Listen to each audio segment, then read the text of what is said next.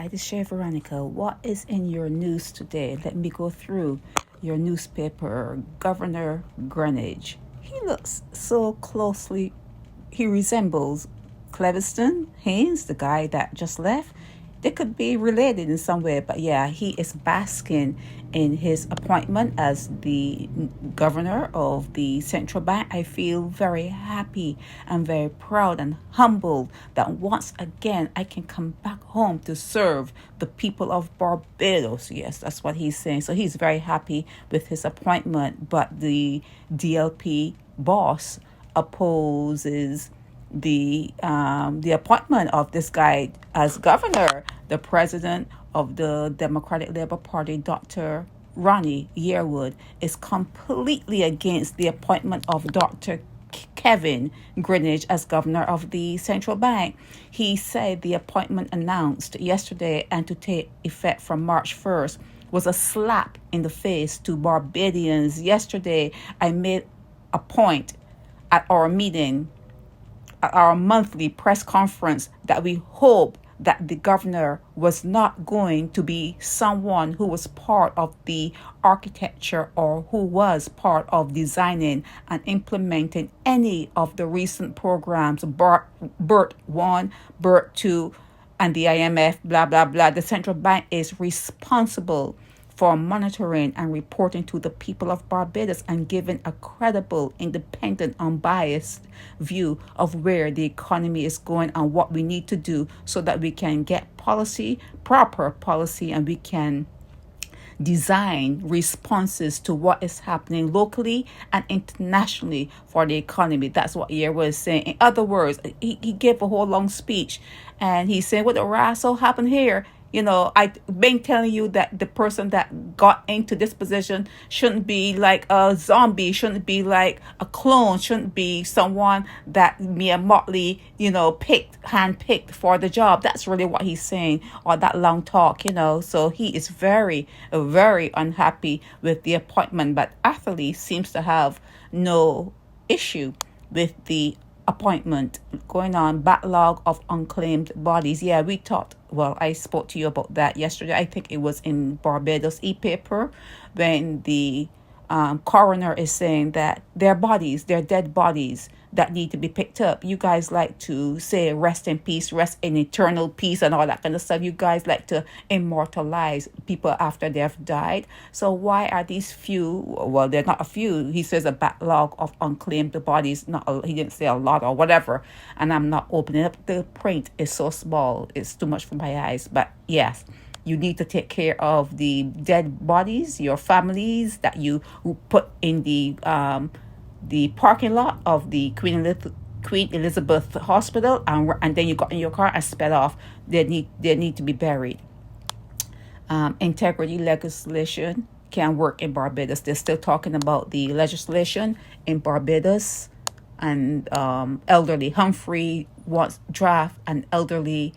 He has something in Parliament about the elderly and protecting the elderly. But here it is saying the government is distancing itself from a draft proposal to combat elderly abuse, which was presented to the country last week. Minister of People and Empowerment and Elder Affairs, Kurt Humphrey, yesterday made it clear that this was not a government project, but added the current administration continued to work feverishly to bring modern legislation to protect elderly Barbadians. Okay, it's not a government project, so that's why we're seeing that the BLP is serious about integrity, transparency, says Bradshaw. Let's go on. What's next? Customer service in Barbados. This is a joke. Customer service is something that will happen to visitors who come to the island, not even black visitors, but white visitors.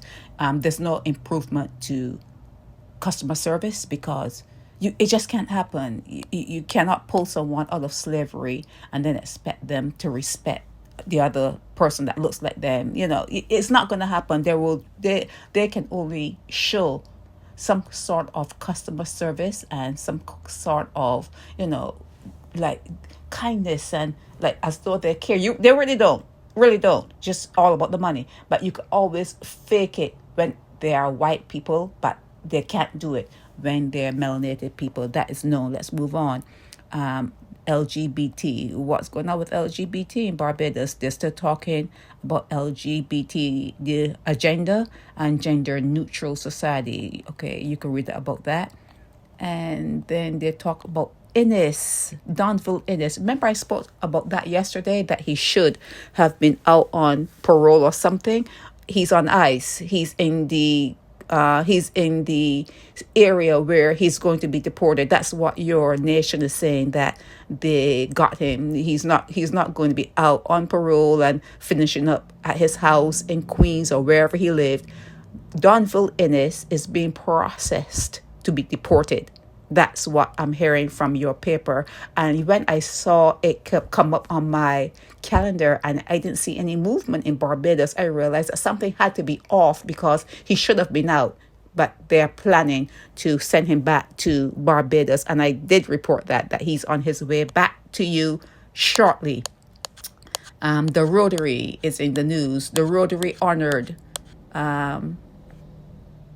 four for philanthropy. Who are the four? Sharon Bellamy Thompson, Chanel Rice, Margarita Marshall, and Esther Mullin. Those four females were honored by the Rotary, whoever the president is. Let me see who they say he is. Hugh Callender. But I have since this is on the Rotary, since they're talking about the Rotary, the past president of the Rotary, Mark Thompson, owes me some money. So maybe the Rotary can honor me and pay me back all that money that the past president of this same Rotary took from me and never repaid. This is Shay Veronica.